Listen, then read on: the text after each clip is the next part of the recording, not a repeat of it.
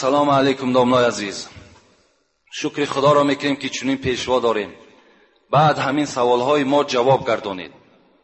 زنی که در حیض بوده، مرد میتواند با همین زن با طرز مالیش شهوتش را پس کند. کلانترین گناه کدام گناه است؟ میگد این لفظ پیغمبر 3 بار گفتن. 3 بار گفتن آیا با کلانترین گناه با شما صحبت کنم؟ میگه صحابه گفتن بله. ابوبکر صدیق بود میگه گفت بله رسول اکرم چی هست؟ کلانترین گناه چی است؟ رسول الله گفتن الشرک بالله، شرک به خدا آوردن. برادرای عزیزی که قرآن خونده نمیتونیم با زبان عربی، اینا با ترجمه تاجیکی و همچنین با حرفای کریلیکی طرز خوندن قرآن. اینا بسم الله الرحمن الرحیم، به نام خداوند بخشنده و مهربان. هم زبان عربی قدی نویسه، هم با زبان کریلیکی طرز خوندنش، هم ترجمهش هست. انا اعطیناک الکوثر فصل لربک وانحر. اینا یکم آیت به درستی که ما تو را کوثر عطا کردیم. یکم آیت این اعطیناک الکوثر. هر یک آیتی که میخونه ترجمهش هست، هم با زبان عربی نویسه، هم با زبان کریلیکی نویسه، هم ترجمهش با زبان تاجیکی هست. السلام علیکم و رحمت الله و برکاته. حمد به حد، ثنای به اعداد، بر خدایی که نور ایمان داد. غافر است و رحیم و رحمان است، پاک از عیب و شرک و نقصان است. صلوات خدای هر ساعت بر رسولی که هست ذو طاعت. نام پاکش محمد عربی است، راهنماینده بزرگ و سبی است. صلی الله علیه و سلم. السلام علیکم و رحمت الله و برکاته. همه شما برادرانی که در این خانه خدا حضور دارین، و این روز جمعه شما را تبریک و تهنیت میگیم و یک جایه با شما دعا میکنیم که پروردگارا این روز سعید را، این روز نیک را تا آخر پروردگارا بر ما نیک بگردان و تا جمعه دیگر باز خداوند همه ما بندگانت در حفظ امان خود نگه بدار. و خدایا از محبت قرآنت، از محبت اسلامت، ما مردمی جمهوری تاجیکستان علل خصوص مردمی کولاب را پروردگار را دور نسازی. خدایا از جمیع آن بیماری ها و آن آفت هایی که از زمین و از جانب آسمان است، خدایا این کل بندگانت در پناه رحمت خودت نگه بدار. آرزوها و هوسهایی که در دل دارند، خواه دنیوی باشد خواه اخروی باشد، اگر نیک باشند خدایا برآورده خیر بسازید. اللهم عافنا فی بدننا، اللهم عافنا فی سمعنا، اللهم عافنا فی بصرنا. خدایا عافیت نگاه بدار بدنهای ما را، عافیت نگاه بدار شنوایی ما را، عافیت نگاه بدار بینایی ما را. اللهم انا نسألك العيشة نقية و میتة سویة و مردا غیر مخضع ولا فاضح. پروردگارا از تو سوال میکنیم که بر ما یک زندگی نصیب بگردان که زندگی حلال و پاکیزه باشد. خدایا از تو دعا طلب میکنیم که ما را چنان مرگ نصیب بگردان که این مرگ ما برای ما خرسندی هم در قبر هم در آخرت باشد. و خدایا از خجالت سفر کردن و از پشت گناه سفر کردن از این دنیا به آخرت به سوی تو پناه طلب میکنیم. ربنا افتح بیننا و بین قومنا بالحق و فأنت خير الفاتحين برحمتك يا أرحم الراحمين. جمعه پیشین که دو جمعه پیوسته در باب مرگ و شدت او که به درخواست بعضی از برادران ما و شما بود، با قدری آن چیزی که می دانستیم و آن چیزی که در کتاب دیدیم به سمع شما رسانیدیم. و امروز باشد سوالهایی که خیلی زیاد در پیش ما هست و همه این منتظر جواب هستند. بهر شما البته آماده کردیم و هر سوال شما را با آیت و با احادیث های رسول اکرم چین کردیم و انشاءالله به سمع شما تا غنجایش وقت البته سوال های شما جواب خودش می‌یابد. از موضوع پیشینه بر شما میخواهم یک بار دیگر کمی هم باشد یک یادآوری میکنیم، بعدا انشاءالله به این موعظه نومون شروع میکنیم. امام مالک ابن انس رحمت الله علیه حکایت میارد که حضرت میگد شب خواب بودم. خود همین امام مالک ابن انس میگوید در خواب میگد یک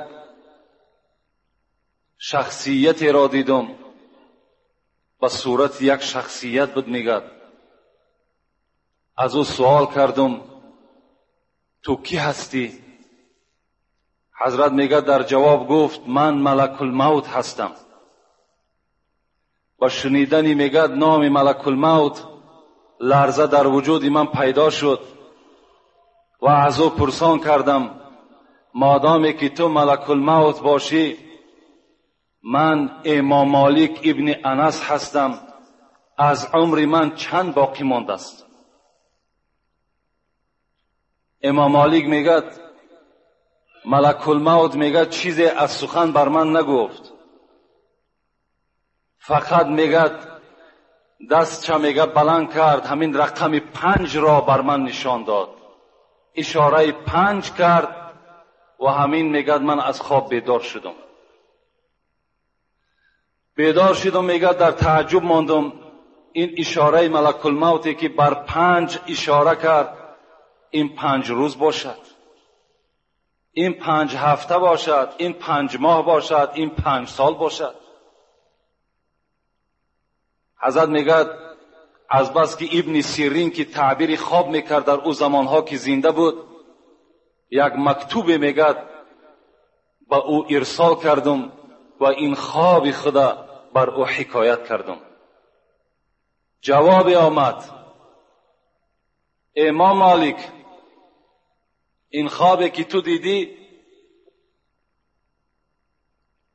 و آن ملک الموتی که تو دیدی این حق است، اون ملک الموت بود و آن 5 که بر تو اشاره کرد اون 5 روز، 5 هفته، 5 ماه و 5 سال نشان نمیدهد، بلکه این 5 معنای آیتی هست که ملک الموت بر تو یک درس داد که این 5 چیزی هست که در قرآن موجود است، در پاره 29 از قرآن موجود است که این 5 چیز را بغیر خدا گفت ملک الموت کسی نمیداند.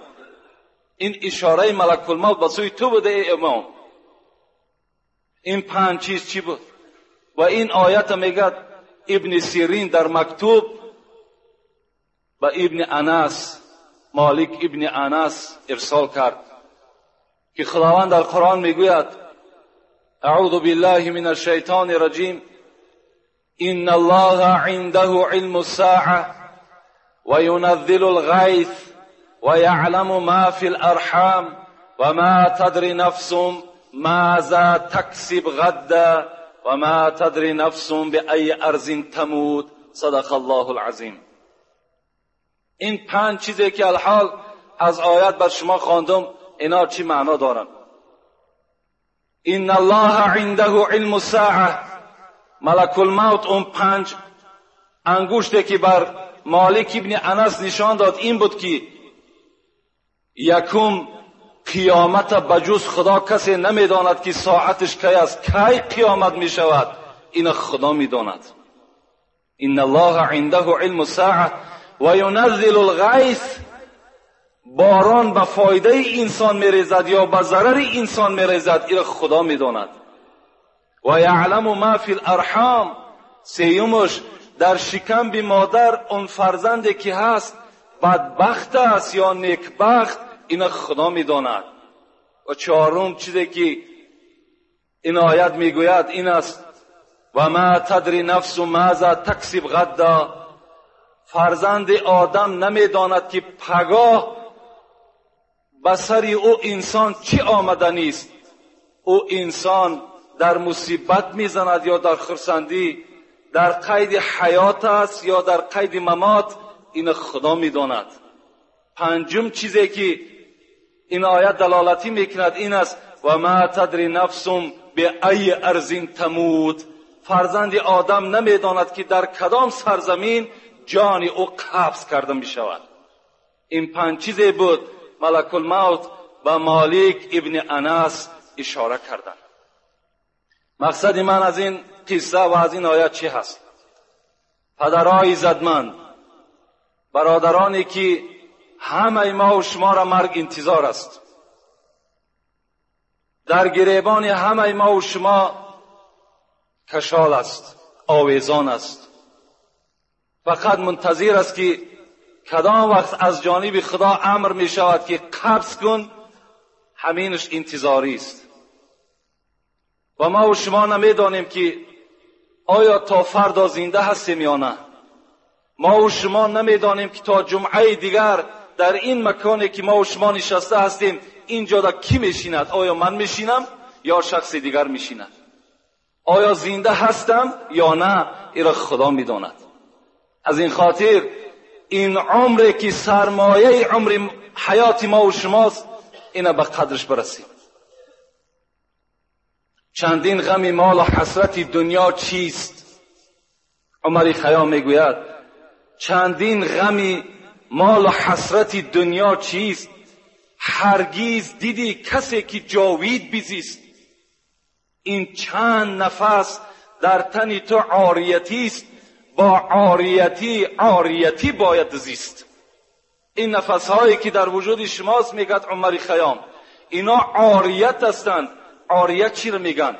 من یک همسایه را یک بیل است، یک تبر است میتم و بر اون مهلت میتم که فردا بیل یا تبری مرا پس بگردان.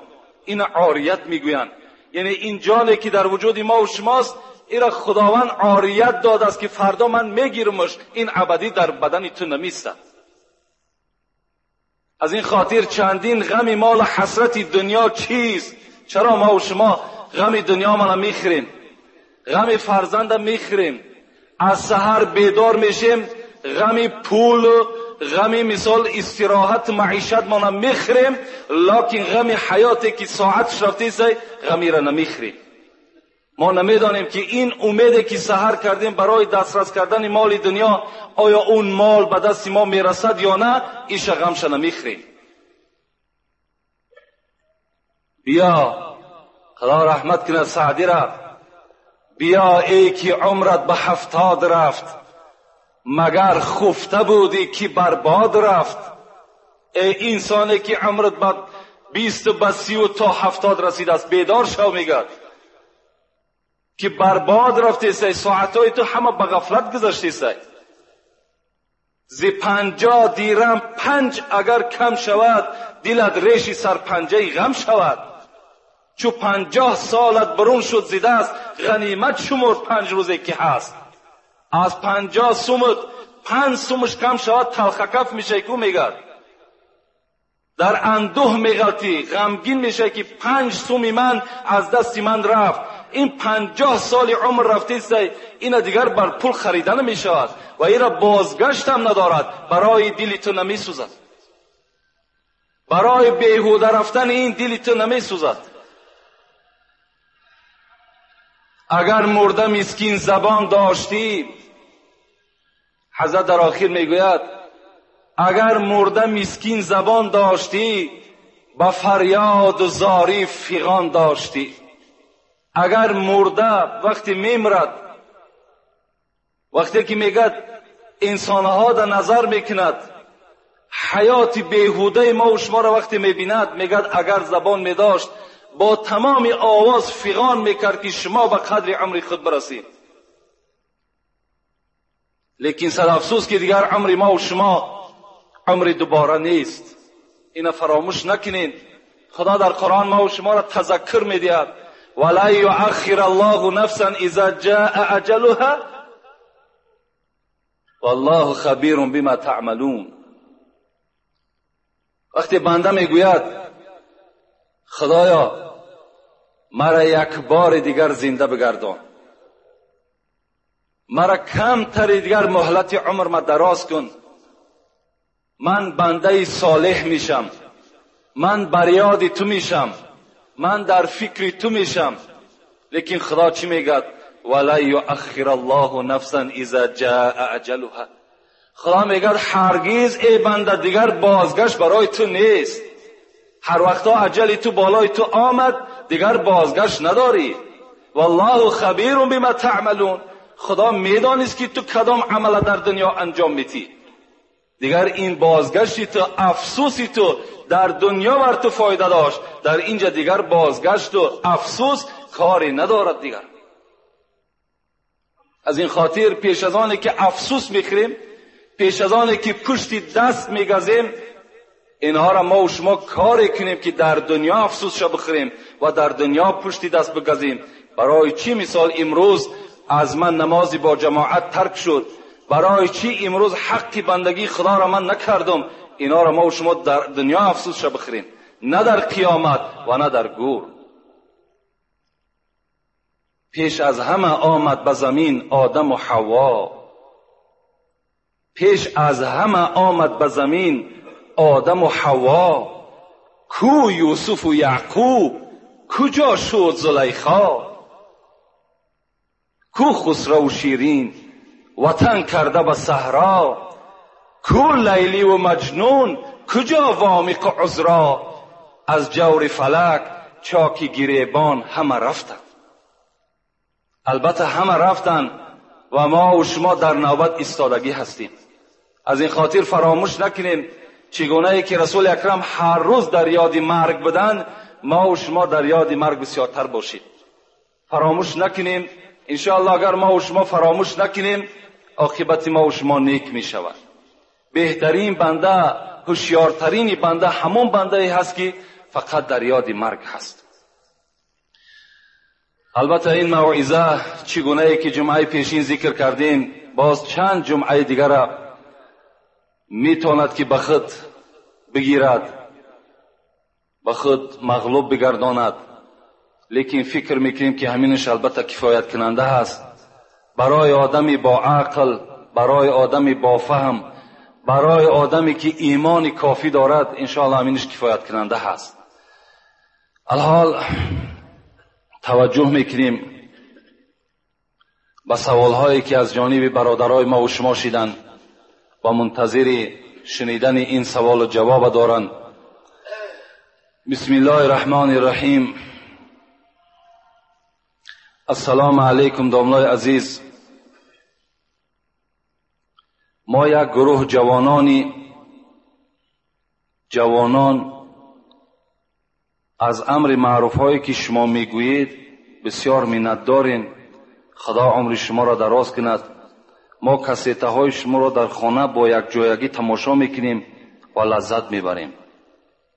داملا یک سوال دارم. در محله ما یک شخص است. ما وقتی که از شما و امر معروف به او میرسانیم، او علم دنیا دارد، میگوید همه این افسانه است و صلی الله علیه و سلم را تحقیر میکند. آیا ما او را دشنام دهیم یا نه؟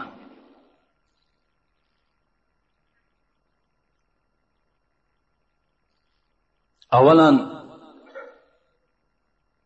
در این سوال ها و در شنیدن این سخنان ما تعجب نکنیم. این جای تعجبشم نیست. میگویند که در هر جایی که یک محمدی باشد یک ابولهب هست. در هر جایی که امت اسلام باشد در پهلوش یک یهودی هست. این جای تعجب نیست. رسول اکرم که معجزه عیان داشتند، ظاهر به مردم معجزه را نشان میدادند، باورش نمیکردند.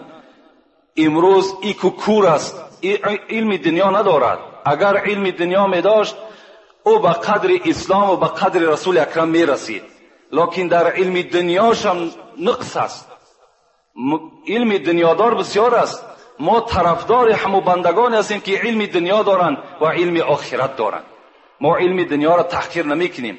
ما خود طرفدار هستیم و تمام جوانها را میگم تا علم دنیا را اگر شما نگیرین شما با علم اسلام کم آشنا میشین. اول انسان باید علم دنیا را پخته بگیرد، بعداً البته چی در برابر این با علم اسلام چنگ بزند. من دوست می‌دارم که فرزندان مسلمان همه ما و شما دکتر باشند، انجینیر باشند، کارگر مثال سوت و پرکرار و میلیسا و کگب و دیگر اداره هایی که هست در همه اونها فرزند مسلمان کار کند، مسلمان باشد. این برای ما و شما شرف است. لیکن این برادری که با او از امر معروف و نهی منکر میرساند، البته من بر شما یک بار درباره امر معروف و نهی از منکر گفته بودم که شما امر معروف و نهی از منکر را در پیش هر آدم ضایع نکنید. خبر از علم دین کن اهل دین را، مکاری تخم هر شوره زمین را. بداند تشنه قدر کاسه آب، نداند کور قدر نور مهتاب. آخه از علم امر معروف و نهی منکر کسی را خبر بدین که او بر اسلام آشنا باشد، او دوستدار پیغمبر باشد، او تشنه باشد. کور، آدم کور قدر نور مهتاب از کجا میداند؟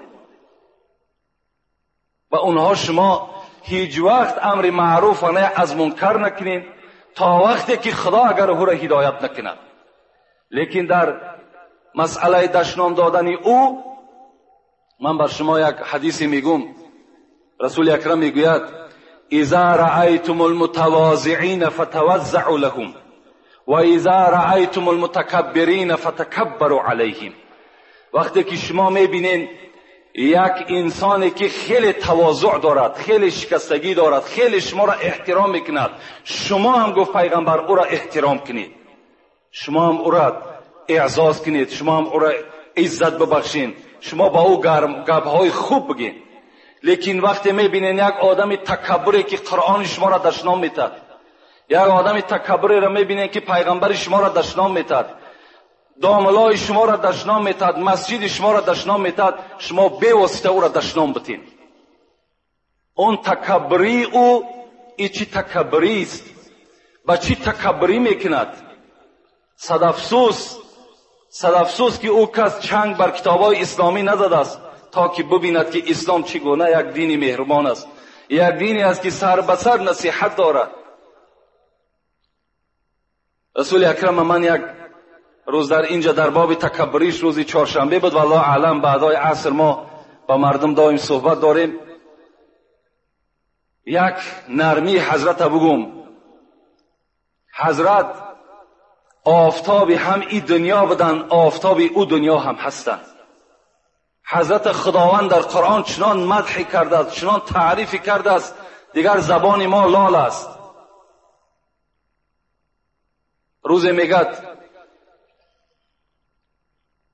یک جنگ باید آماده میشد، سرلشکر این جنگ رسول اکرم بود. پیش از آنی که محاربه را با این مثل این دشمن خدا وقتی که اگر سر میکرد میگد صفها را راست میکرد پیغمبر، صفها را راست میکردن. برای همین است که ما دائم تاکید میکنیم صفهای شما راست باشد. صف اگر راست باشد دل همه ما و شما راست میشود.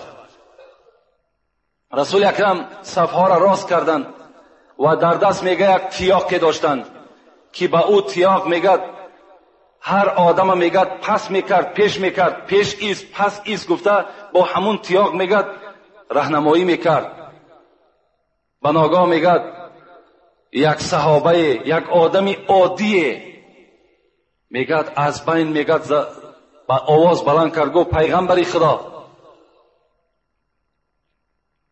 تو در شکم من گفت با اون چوبی که در دست داری در شکم من زدی، شکم من آزار یافت. رسول اکرم گفت چیکار کنم؟ گفت من هم میخواهم که همون چوبی دست در داری، همون چوبی که در دست داری با همون چوبی تو در شکم تو بزنم. رسول اکرم بین آدمی که خداوند میگد ان الذين يبايعونك انما يبايعون الله، کسی که محمد پیرو می شود، کسی که در محمد بیعت میکند همچنان است که بیعتی در خدا کرده است. هم تضاد تیاق میگد همون چوب در دست همون صحابه داد که میگد از هر جانب آواز شد، ابوبکر از یک جانب، عمر از یک جانب، ای دوستی خدا این کار نکن، این پیغمبر است. لیکن رسول اکرم باشد چی میگفت؟ میگفت در نزد خدا همه ما یک هستیم. و چوبا میگد دراز کرد بر این صحابه و گفت که قصد خودت بگیر. میگد اون صحابه چی گفت؟ گفت در حالتی که چوبا به جانب من دراز کرده پیغمبر این شکم بی من لیچ بود، شکم بی خودت لیچ کن. رسول اکرم میگد شکمش لیچ کردن و این چوبا میگه این صحابه گرفت. همه منتظر است که چوب در شکم پیغمبر زده می شود، لیکن این صحابه پیغمبر مطلبش دیگر چیز بود. میگه بزانو زد و چهره خودش میگه در شکم پیغمبر خدا میمالید و بوسه میکرد و گفت که پیغمبر خدا من این شب خواب دیدم که در این جهاد من به شهادت میرسم، از این خاطر من خواستم که آخران ملاقات من بر تو همین خیل صورت بگیرد و این چهره‌ای که در شکم تو من میمالم میدانم که این چهره را دیگر آتش دوزخ کار ندارد، از این خاطر من این عمل بر تو کردم. مطلب ما چی است؟ مطلب ما این است که یک عادی ترین عسکری پیغمبری خدا قصد از پیغمبری خدا میگیرد، لیکن پیغمبری خدا بر او تیار است، تیار است که عادی ترین عسکری و عادی ترین امتی او از رسول اکرم چیکار کند؟ قصد بگیرد. یعنی رسول اکرم تکبری نداشتند. از این خاطر هر کسی که در کجایی که اگر از مردم ما و شما در پهلوی ما و شما قرآن دشنا میتد، پیغمبر دشنا میتد، ما هم حق داریم که او را چی دشنا میتد در جوابش دشنا بتیم. احترام نسبت آدمی خوب میکنیم. ما خداوند در قرآن چی میگه؟ واغلظ علیهم. محمد دیگر بر این کافرها تو دیگر گپی نرم نگو، با درشتی با همراه اونها صحبت کن.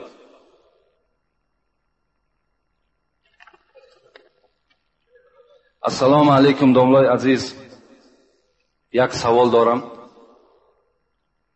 این شم قریب مانند به همین است.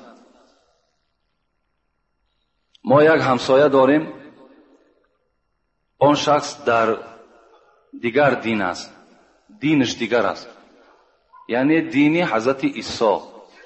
ما با او گفتیم چرا دین اسلام را نمیگیری؟ او گفت همین دین را هم آخرتش جنت است. آیا این حقیقت دارد؟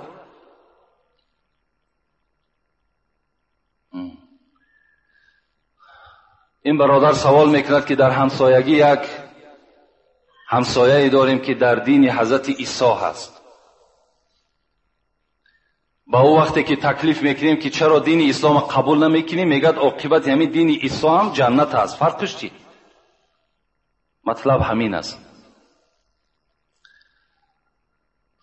ما با همه دینهایی که بود و همه پیغمبرهایی که در قرآن ذکر شده است البته ایمان داریم. و همه دینهایی که بود ایمان داریم، با همه پیغمبرهایی که از حضرت آدم تا رسول اکرم به زمین آمدن، به همگی ما ایمان داریم. لکن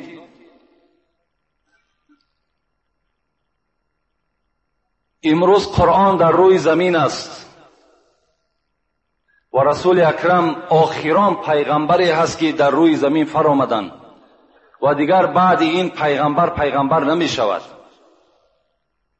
ما هم یک جای تعجبش است، یک جای افسوسش است، چرا که ما ایمانی بر همه دینها و همه پیغمبرها داریم، لکن پیروان عیسی و پیروان انجیل عیسی چرا که رسول اکرم تصدیق نمیکنن با پیغمبریش و چرا قرآن کتاب خدا نمیشمارن؟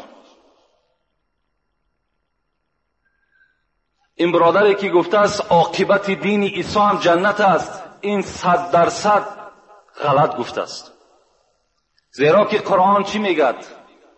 اعوذ بالله من الشیطان الرجیم ان الدین عند الله الاسلام.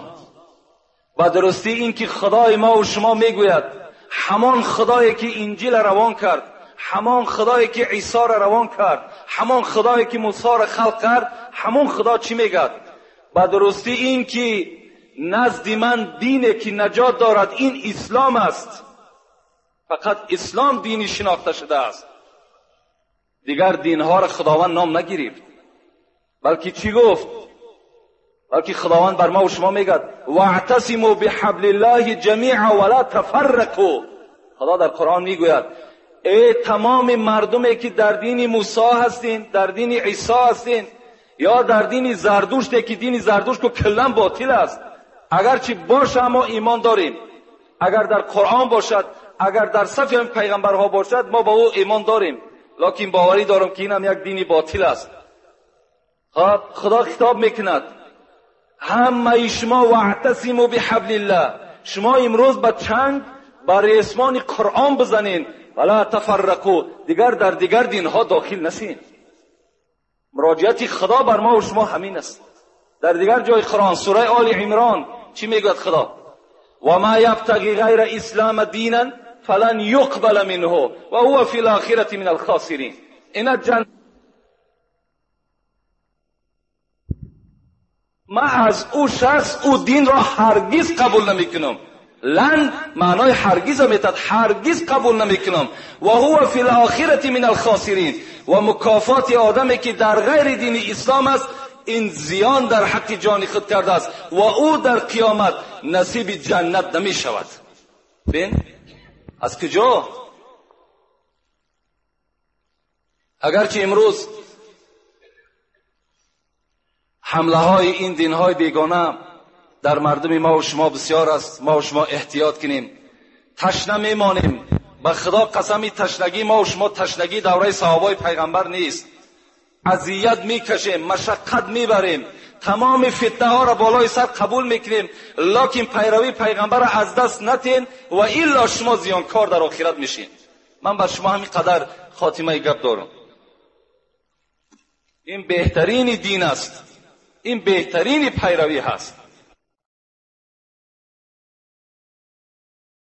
کسی پیروی عیسی است، کسی پیروی موسی است، هرچی نیکی هم که کند در همین دنیا خداوند نیکیش را جزاش میتد. یعنی او را از او ممکن که مصیبتش دور کند، ممکن که یک بیماریش دور کند، لکن فردا او یقینا دوزخی است، او هیچ وقت جنتی نیست. السلام علیکم بابای حاجی. اولا خدا عمر این سوال دهنده را دراز گرداند.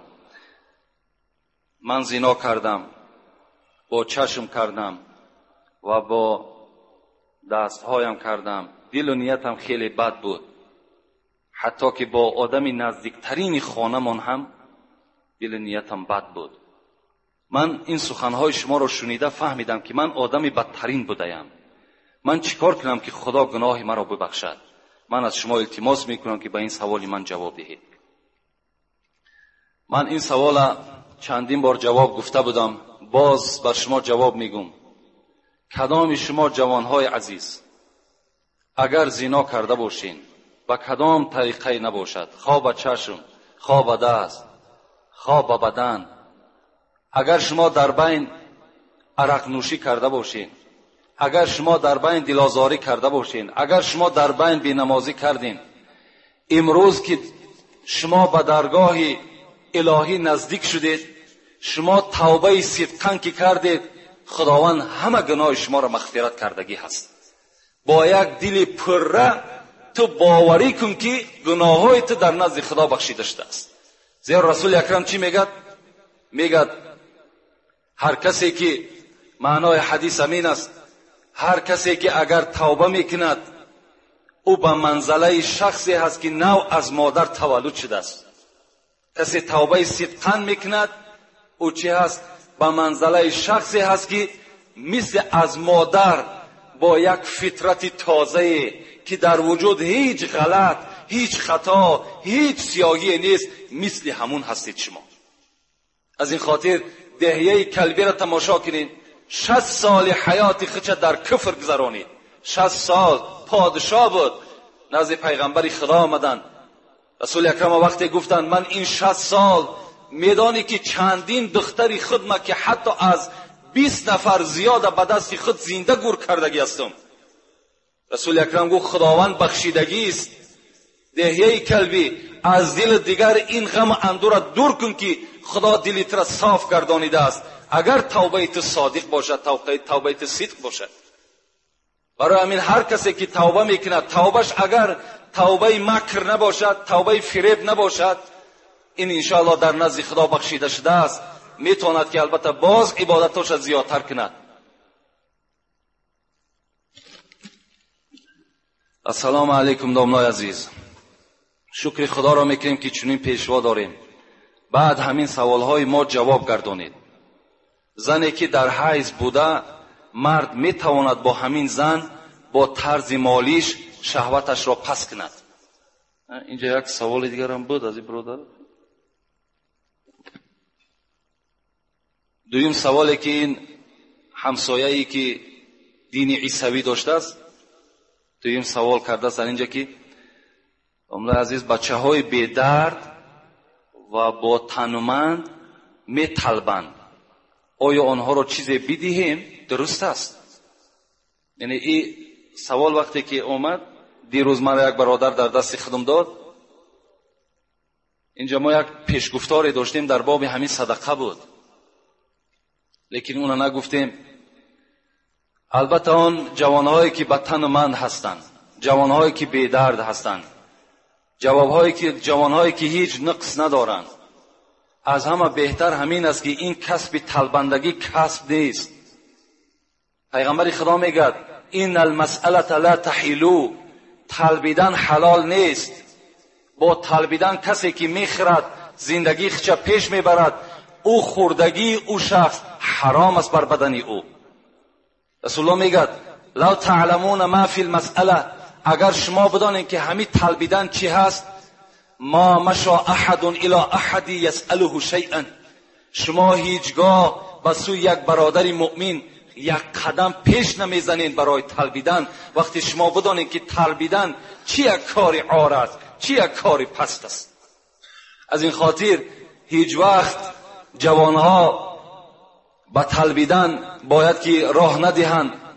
البته زیب طلبیدن همون کسی دارد که یا اعضای درست ندارد، یا موی سفیدی هست که تماما برجا مانده هست، دیگر هیچ قوتی کاری ندارد. ما میتونیم یا یک روزه نفقه در خانهش ندارد، گفتی پیغمبر، اونا را میتونیم که ما دست درازی کنیم. لیکن این بچه هایی که جوان هستند، اینا را باید وقتی در یگان جا تعلیمشان است، خواندنشان است، یک کسب یاد گرفتن است. این طلبیدن در وجود انسان البته آموخت می شود، به همین دیگر هیچ کار به ذمه نمیگیرد، به همین طلبیدن روزی خودش پیش میبرد. از این خاطر مادامی که خیلی نزد دروازه ما و شما آمدن، چگونه ای که خدا در سوره الضحی میگوید و اما السائل فلا تنهر، شما وقتی که طلبنده نزد دروازه شما آمد، شما به طلبنده با آوازی بلند گپ نزنید، بلکه چیزی که داریم بر او عطا کنید. یعنی میلش عطا میکنیم از نزد در او کس ما ناامید روان نمیکنیم، لیکن طلبیدن این حلال نیست. طلبیدن در ما و شما کسب نکنیم. هیچگاه این وقت حتی ما و شما همین کودکایی که هست، یعنی در گناه کردن اونها ما و شما اونها را یاردم میتیم. برای همین اون جوانهایش که یعنی کسب همین طلبندگی را پیشه کردن، ما و شما اونها را البته دسترازی نکنیم، لکن اونش که نزد دروازه ما و شما میاد اونش خیلی به نصیب نگذاریم بهتر است. بسم الله الرحمن الرحیم. ما از زبان شما شنیدیم که جارو به مزار حضرت امیر جان شفا ندارد، پس چرا آنجا بر ما نمیفهمانند؟ جوابش را مفصل بیان کنید. برادران از همین داخل ممکن این بچه های اطراف ماست، ما هر بیگه که امر معروف داریم کم و بیش یک روز درباره همین زیارت مزارها گپ زدیم و جاروبی که در حضرت امیر جان هست که مثال آدم هایی که در بدنشان زخمی آزخ دارند و دیگر زخم ها دارند می روند و او یک جاروبی دارد و او جاروب در بالای می کشد، او شفا می شود. البته از زبان ما این سخن برآمدگی است. رسول اکرم میگد الا انبئکم باکبر الکبائر. همنشین ها را گفت آیا با کلانترین شرک با شما صحبت کنم؟ از همه ده کلانترین شرک، کلانترین گناه کدام گناه هست؟ میگد این لفظ پیغمبر 3 بار گفتن.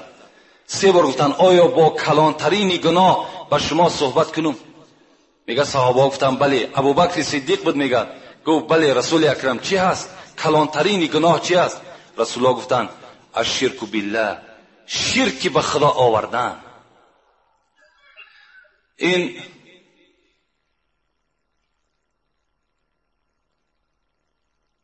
عملی که ما و شما در اطراف مزار میکنیم باور کنین این شرک است. خداوند در قرآن میگوید که من مغفرت میکنم همه گناه را مگر شرک نمیبخشم. شرک بخشیده نمیشود، لیکن دیگر تمام گناه را بعد آنی که جزاش میگیرد میبخشمش، لیکن شرک ابدی میسوزد. این شرک چی هست؟ شرک همین است که ما و شما وقتی که من ضد زیارت قبرستان نیستم، زیرا من هم پیرو حدیث پیغمبر خدا هستم که رسول الله میگه شما گورستان را زیارت کنید، گورستان ها را زیارت کنید تا که از اونجا شما عبرت بگیرید. به نیت عبرت ما و شما را پیغمبر خدا تعلیم دادن که به گورستان ها بریم. امروز ما و شما زیارت حضرت امیر جان به چنان سطح رسانیدیم که حتی به نام حضرت امیر جان قسم میخوریم که حضرت امیر جان بزنم. به خدا قسم این شرک تیار است. حضرت امیر جان هیچ کدام ما و شما را زده نمیتواند. ما دوستدار حضرت امیر جان هستیم، زیرا او عالم بود، اون داملا بود، او کس انسانها را به سوی اسلام دعوت میکرد. او حضرت این چیزا نمیخواست از ما و شما. این عمل ما و شما میکنیم، این را حضرت راضی نیست. خود حضرت امیر جان بزنم، حالان که قسم در قرآن چی است؟ والله بالله تالله، حتی محمد زده نمیتونه شما را، حتی هیچ پیغمبری زده نمیتونه شما را. فقط قسم به خدا خوردن در کار. خدا انسان زده نمیتونه، نه پیغمبر، نه مزار، نه اولیا، نه داملا، هیچ کس زده نمیتونه. شما به نام اینا قسم نخورین، این گناه است. اثر اینا به ما و شما تاثیر کرد. امروز به شیر، آب، مزار حضرت امام اسکر جان، مزار حضرت سلطان، اینا ما و شما قادر نیستن زدنده. بین تا چی اندازه ما و شما آمده رسیدیم که حتی که به نام آنها قسم میخوریم. از این خاطر در زیارت این مزارها علل خصوص من جوانها را مراجعت میکنم بسیار احتیاط باشین. از زیارت یک مزار ده زیارت عالی مکنین 10 برابر برای شما نیک است. اون مزار است، او خواب است حضرت، او روحی او در جنت است. آدمی زنده را پیشش برین که از اون منفعت بگیرین. شما مرده را وقت دیدین، رسول اکرم چی گفت؟ کفا بالموت واعظا. شما همین مرده را که دیدین به خود بیاین که من هم مرنده هستم. نه اینکه رفته غشتای او را شما غشتی که در اما اطراف حضرت امیرجان چیندن او را همین اداره صبح 15 چیندگی است. مردم رفته میلیسه همورا. یک سنگ دیگر در اونجا ماندگی و گهواره حضرت امیرجان است. از کجا گهواره دارد؟ کی گهواره برای ما و شما میتراشد؟ این خرافات ها را ما و شما زمانی آمده است که ترکشون کنیم. زیارت همچنان کنیم که یک زیارت حضرت ها محتاج دعای ما و شما هستن. میگذاریم خدا رحمت و مغفرت تان کرد گفتم میگذاریم بریم. نه مثال جاروبی و چی شفا داره؟ شفا از جانب خداست. و ننزل من القرآن ما هو شفا. قرآن شفا است آقی، نخواد جاروب شفا باشد. یا خار دنای دروازاتان در یک خار کلان ماندگی، یک نل اسب در دروازاتان چکاندگی، اینا چی معنا دارن آخه؟ اینا را ترک کنین. از دست اینا هیچ چیز نمی آید. اینا شرک به خدا آوردن است. شما سوره الحمد میخوانید، سوره فاتحه را چی میگین شما؟ ایاک نعبد و ایاک نستعین. خدایا یگانه من تو را عبادت میکنم و یگانه از تو مدد طلب میکنم. پس چرا تو به خار ایمان آورده؟ پس چرا تو به نل اسب ایمان آورده؟ تو چرا به حضرت امیرجان ایمان آورده؟ تو حضرت امیرجان همچی یک آدم عادیه که گوریستان از زیارت میکنی مثل همون زیارتش کن. از او تو شفا طلب نکن، از او تو فرزند طلب نکن. اونا قادر این کار نیستن. اونا حضرت ها خود از این راضی نیستن.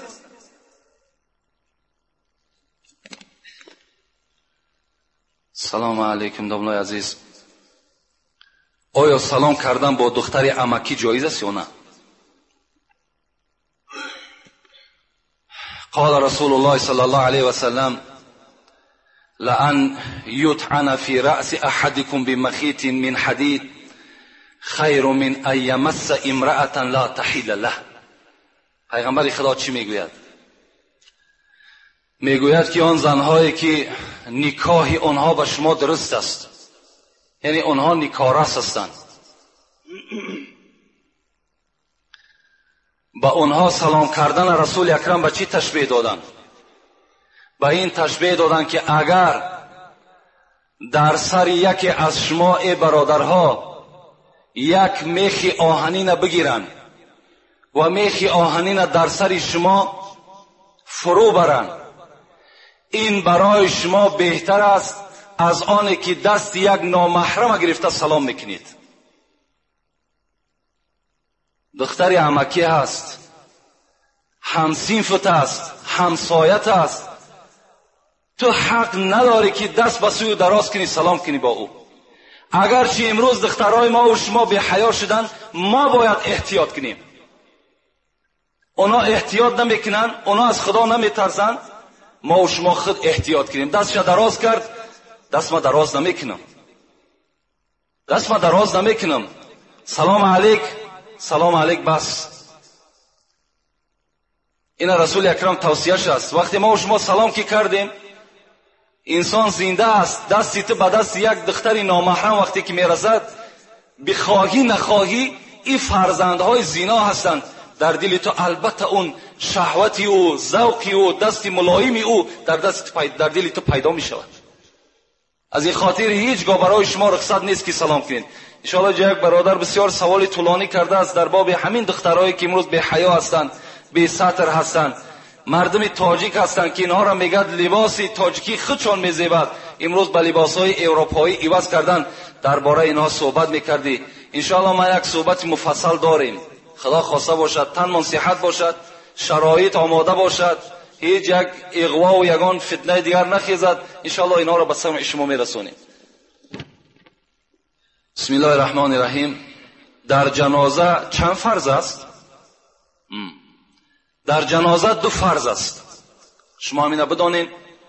یکی 4 تکبیر گفتن، دوم راست نماز جنازه را خواندن. اگر شخص معذور باشد جنازه را نشسته هم خواندن درست است.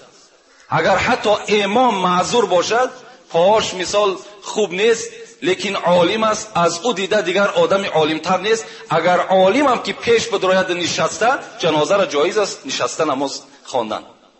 خب این یک فرضش. دوم فرضش 4 تکبیر گفتن. اون نیتایی که شما میکنید، نیت کردم 4 تکبیری صلات جنازه، یا اینکه در بینش دعاهایی که دارین، مثال اللهم صل علی محمد داریم، باز اللهم اغفر لحینا و میتینا داریم. ایناش امر مستحب هستند. اگر بخوانیمشان ثواب میگیریم، اگر نخوانیمشان هم در نزد خدا گناهکار نمیشیم. همون 4 تکبیر را بگیم نماز از گردن ما و شما ساقط میشود. لیکن در وقت نماز جنازه را خواندن شما به جانب آسمان نگاه نکنین. این کدام شخص این یک بدعت در بین ما و شما زنده کرده است. وقتی الله اکبر میگیم با آسمان نگاه میکنیم، این چی معنا دارد؟ خود نگاه کردن به سوی آسمان حرام است. به سوی آسمان نگاه کردن ما و شما هیچ معنی ندارد. چی است در آسمان؟